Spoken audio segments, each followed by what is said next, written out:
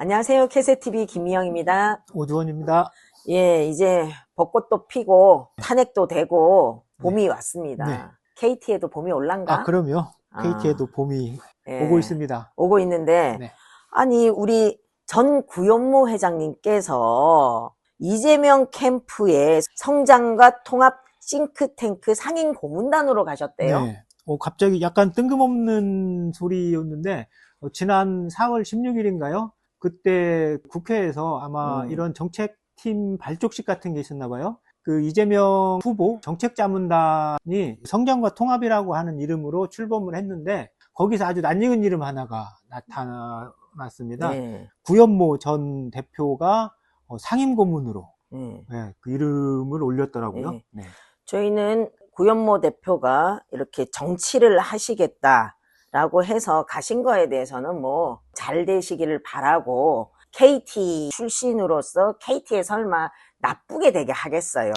그러면 거기에다가 음, KT가 공공성이나 통신 맏형의 역할도 잘 해서 대한민국의 통신이 음. 앞으로 나아갈 수 있는 길을 열 거다라고 믿어 의심치 않습니다만은, 네. 근데 지금 그 구현모 전 대표가 지금 재판 중이잖아요. 그 예전에 했던 나쁜 일들, 범죄니까 재판을 받겠죠, 형사재판을. 그래서 간단하게 소개해드리면 정치자금법 위반으로 지금 2심에서 벌금 700만 원을 받았어요. 이게 그렇죠. 어떤 내용이었냐면은 국회의원들 99명한테 회사 임원들을 동원해서 쪼개기 후원을 시켰어요. 그러니까 정치자금은 뭐 개인이 낼 수 있는 한도나 이런 게 정해져 있거든요. 안 그러면 정치인들이 돈 많은 자본이나 기업에 휘둘릴 수 있기 때문에 그걸 방지하려고 해놓은 제도인데 그걸 아주 악용한 나쁜 범죄 행위거든요. 그러니까 정치를 기업에 종속시키려고 하는 아주 나쁜 범죄 행위예요. 우리 좀 잘 봐줘.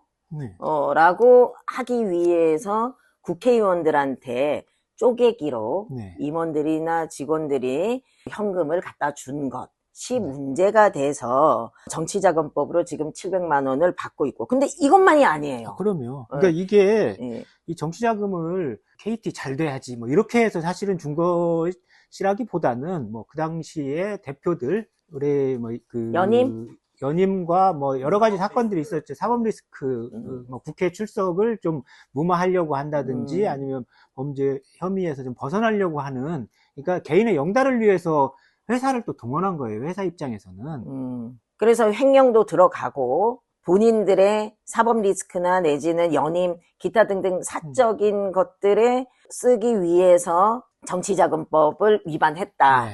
본인의 일신상의 영달을 위해서 기업과 정치를 활용한 아주 질 나쁜 범죄인 거고요. 이런 거 하나로만 그치지도 않는 게 값 몰아주기라고 해서 그 하도급법 위반으로 1심 재판이 진행 중인 걸로 알고 있는데 KT 계열사에서 특정한 회사의 일감을 몽땅 몰아주고 그 돈이 어디로 모처럼 흘러 들어갔다 하는 뭐 그런 혐의로 지금 또 재판에 진행 중입니다. 예, 맞습니다.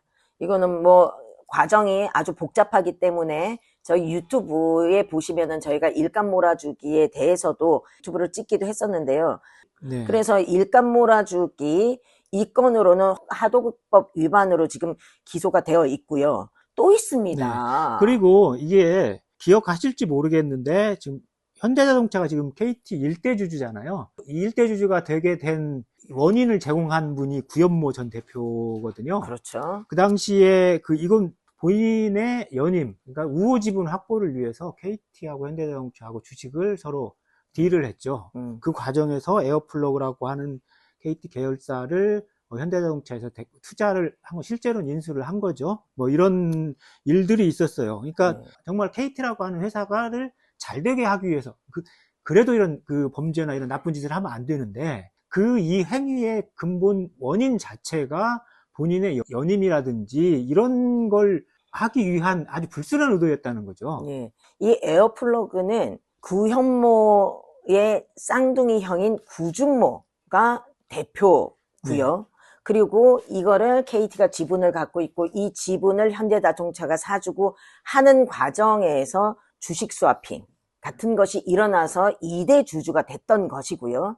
2대 주주가 되었는데 국민연금에서 주식을 팔면서 매각하면서 어쩌다 현대자동차가 KT의 일대 주주가 됩니다. 그렇게 됐던 것들이 지금 에어플러그 사건이었고, 그리고 이렇게 문제가 많이 되다 보니까 뭐 여기저기서 얘기도 되고 세노조에서도 문제가 되고 이런 것들이 불법이 아니냐, 탈법이 아니냐, 그리고 이 모든 거가 구현모 대표의 연임에 맞춰져서 이런 불법 탈법 행위들이 일어나는 게 아니냐라고 해서 문제가 되어서 경영공백 사태까지 이르게 되었던 겁니다. 네, 그렇죠. 그래서 한 8개월 가량 대표도 없고 이사들도 다 사퇴를 하고 하는 문제가 있었던 것이고요.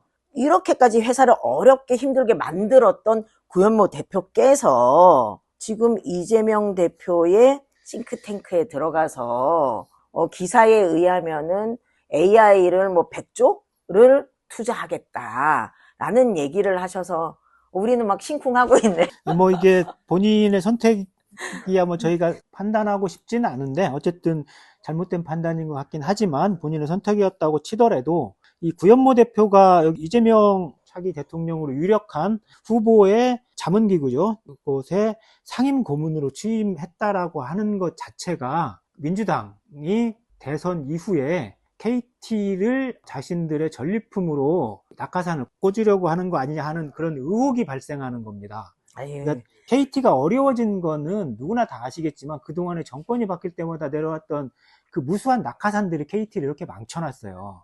지금 우리 아시겠지만 얼마 전 3년 전이죠. 윤석열 대통령 취임하고 그 전후로 KT가 얼마나 힘들었습니까? 그때에 참 듣지도 보지도 못했던 김영섭 대표라는 사람이 낙하산으로 꽂아지고 하면서 KT에 상당히 위기감이 초래됐어요.